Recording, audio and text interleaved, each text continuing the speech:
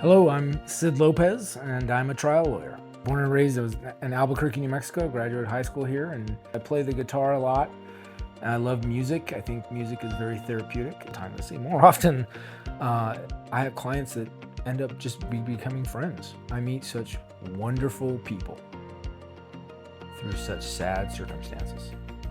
What I have learned in this is consistently is most of the people who are victims of a malpractice, a mistake, and oftentimes it is just a mistake. Nobody intentionally means to come in and do this.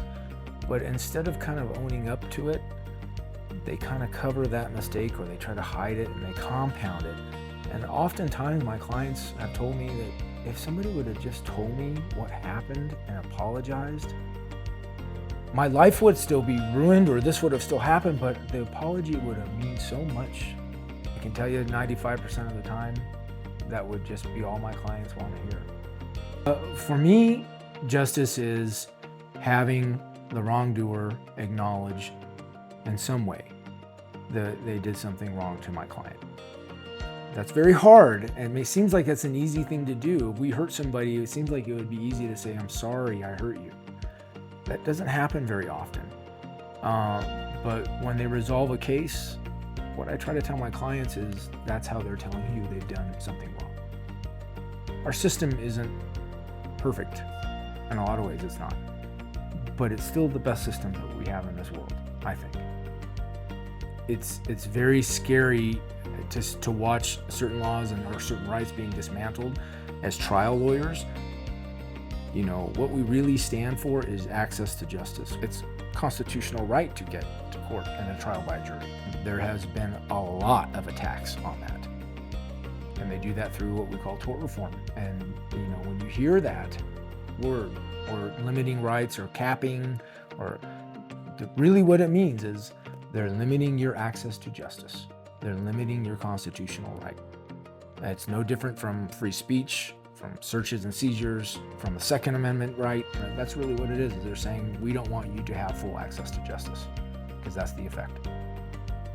And that same jury, I respect them if they say my clients weren't right and they lose. But we shouldn't take that away from the parties. Well, first I'd hope they'd say I'm a really good guitar player. and then I'm compassionate, that I would take on cases that, you know, were serious fights, that were struggles at times. I went to HSBCU, you know, to law school. And I was taught by professors who were in the Boston riots and who marched with Martin Luther King. It doesn't matter who you are, what color you are, what ethnicity, what racial background, what country you're from, you get rights. And I came out of that experience of law school with wanting to really fight for civil rights. I'd want people to tell those stories and say that he fought for the rights of all people. He doesn't always tell me what I wanted to hear, but he told me what I should hear. And I think that's an important virtue for a lawyer. That I was caring, that I was compassionate, that I took the time to not just work their case up, but to listen to them. Because a lot of the times when they come through the door, one of their biggest frustrations, no one listened to them.